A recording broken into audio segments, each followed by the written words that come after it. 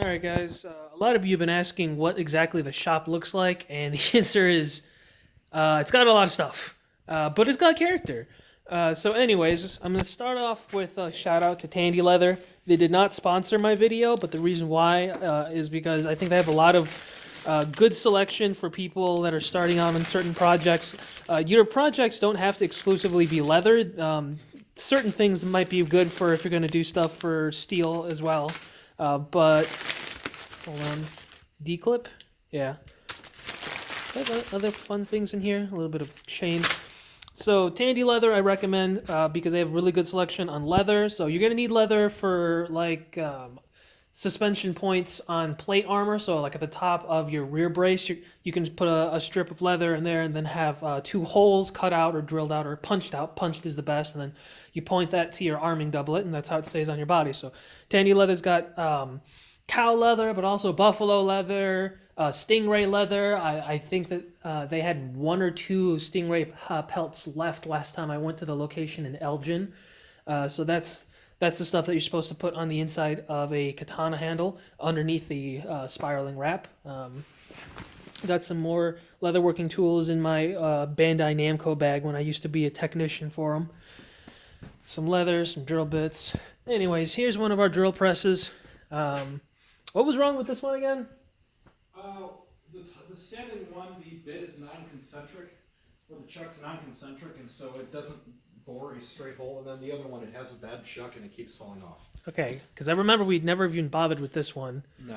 And then, as I continue over here, this one's the one where this shit fucking falls off as soon as you're done drilling the hole, which I always get paranoid about that. Yeah, it's not going to do it this time. But... Oh, wow. Oh, that when we want it to fall, it doesn't. Alright, you don't need to masturbate the machine there. We're not giving Megatron a hand job. Get it! It like falls off whenever we try to use it. But... Yeah. As an aside, we should probably brush off some of the metal shavings. My concern is like if your kitty cat crawls up here or something. She's not in here. Where'd she go?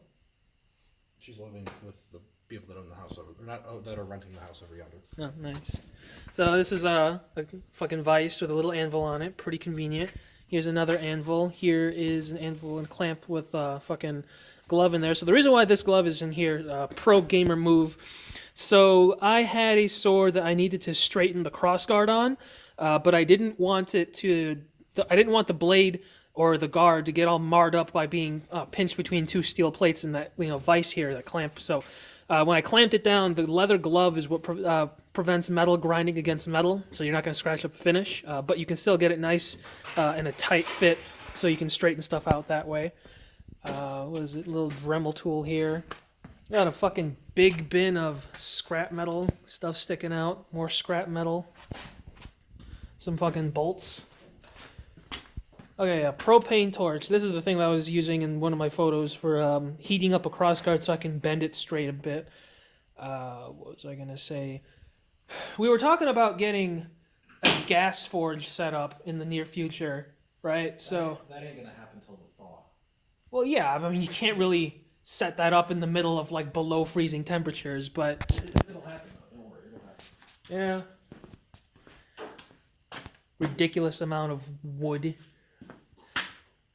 It's a shame it's too thick for shields. Well, maybe actually this piece looks like it would be perfect for shields because it's about 1/2 inch, but the rest of them are like, I don't know, you're building a fucking house or something. It's a bit too thick for a shield. And then this little seat cushion that looks like your cats love it. That's good for a stab tip on a Belagarth sword. Da, da, da, da, da, da. Nails everywhere. Another rotary tool. Still don't know what happened to the angle grinder. It might be in the barn proper, but... Okay, so I gotta ask, with this axe, like, did the handle break in the middle of swinging it, or what happened? I have no idea. It was broken when we found it. Okay, so it's like it broken when you got the property, and it was just inherited to you. Yep. Okay. And I have used it ever since as a hammer. I mean, you gotta do what you gotta do. Yep. So, washers here. And another thing, so these little washers like this, you can get them in like 10 packs or 20 packs at hardware stores. So these are actually really good if you're going to make gauntlets and you need the backing of it to peen over. So you peen it over into the little washers. I'm not sure if we have any projects we can use the big washers for, because like this is fucking huge. But you know, I've seen people for what's called Amped Guard, that LARP group. They'll take washers that are big like this, and they'll stitch a cross pattern, and they'll stitch it to the sleeve of a gambeson, and so you have like it. Obviously, it's not effective armor in the real world because like you have a giant hole I can fit my thumb through in the middle. Like someone could just stab you in the hole. You have 100 of these little holes, and if you have a whole 100 of these washers, but like for the rule set of like LARP groups, it's perfectly fine. This is an angry fucking drill piece. What is this, for concrete? Yep, it's a concrete drill piece. I figured as much. That's greasy.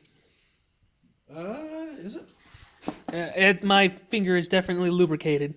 Where did you grab this? Oh yeah, that is this part's still got the original lubrication on it to keep it from rusting. Replacement tires. Those look like they're still good. I was gonna say if you had dead tires, we can make a Pell for practicing shots. Oh yeah, no, those are the tires to the truck I no longer have. Friggin' okay, so this one is the one that you said like mice made a nest in it or something, right? They shoot through the belt. We can find a replacement for it. It's just a fucking pain in the ass because they shoot through the belt. I assume that's what all the shitty little shavings on there are from the shootout belt. Yeah, probably. Oh well. Like I said, we can replace it. It's just no one's getting around to it yet. None of the drill presses in here work for some we have 3 fucking drill presses in here, and none of them work. It's because you've punished, or the gods are punishing you. You've upset them. I guess. I don't know why. Friggin' okay, so shovel head. There's another dude on YouTube. I'm actually a big fan of him, Zedna Alpha. I think his channel name changed to ZNA Productions. He talks about making, I think, pauldrons out of a shovel, like an old shovel for like $5-10. And you know, I thought about it, and it's like you really don't need to do a lot of work to a shovel head for someone to make like a post-apocalyptic themed armor kit. So that's probably a really good idea for him. I don't know if I'm ever gonna do like apocalyptic themed armor at any point. But yeah, that's something I might look into in the future. I've thought about it before. I think I did one thing for someone that was a fan of like Fallout for like Raider armor or some shit. Epoxy, 1 minute epoxy. Bruh, why doesn't this epoxy have cap on it? Oh, that was like that. Okay. When we got when we got the farm, it was like that, and no one's taking the time to do anything with it. So, recommendation I was gonna make is JB Weld has a lot of specialized epoxies. They have one that's either a 15 or a 30-minute work time, but like, it's probably okay. It's the weirdest thing. It smells like chocolate. It smells like chocolate when you mix the hardener with the glue, so that it starts that chemical reaction to harden or whatever.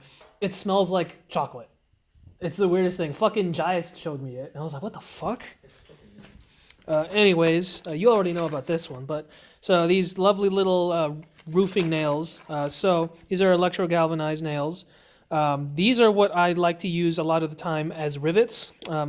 So what's it called? I think the first time I ever heard about someone using roofing nails as rivets was an SCA page years ago. One of them pioneered it fucking probably before I was born.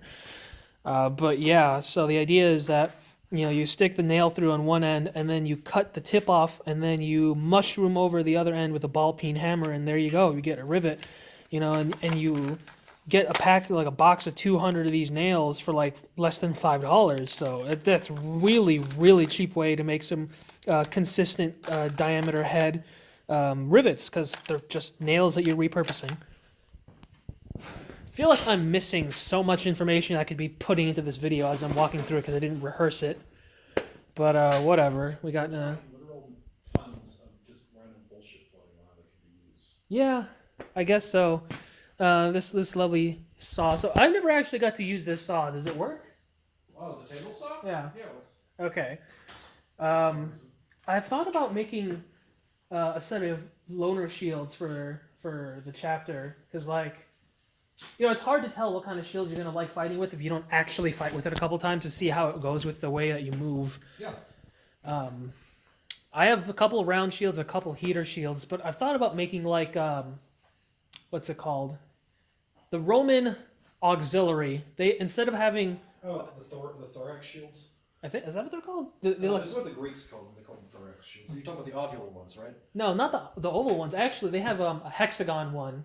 Oh yeah, those shit. Yeah, I've thought about making a hexagon shield at some point, and that's not really not a medieval shield. That's a Roman shield, so it's a couple centuries early. Yeah, literally 1,000 years too early, depending on what kit the person's wearing. But not that it wouldn't work as a shield, but I mean, yeah. Well, the other thing I was thinking about is like you could make a modified Roman kit work for like HEMA and armored combat, like. Because they have manicas, right? So you can put steel manicas. So the cavalry helmets did have metal faceplates that were anatomical in their shape, so it looks like your face. Yes, it did. Although I do not know if that was ceremonial or battlefield purpose. Okay, for our purposes, we're gonna make it battlefield purpose. Again, is that an old-timey radio from when I was a kid? Back in the 90s, that was a good radio. Oh, you're talking about the Sony over there? Yeah. That's actually a new edition. I don't know when they got put there. Neat. This would actually... What's funny is, as soon as I see this, I think about fucking Dagger Here stuff.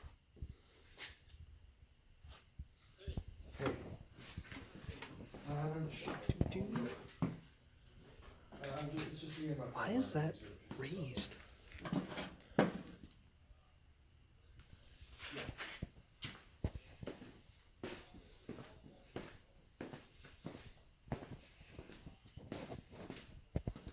Yeah, I'll take some.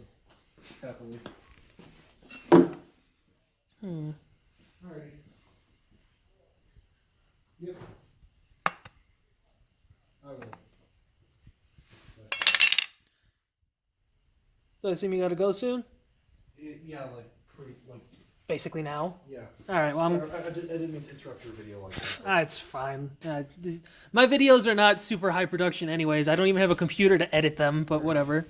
I was going to say, if you have nothing to do with this pickaxe here, I do know that pickaxes tend to be made of some pretty nice hardenable steel, so... We were actually using that pickaxe for a ditch digging earlier last year. Are these still have anything in them? They do. Those actually might be used motor oil. Well, if they're used, then Which means that they have their uses because it's used motor oil. It's quenching. That's what I was going to say. That's exactly what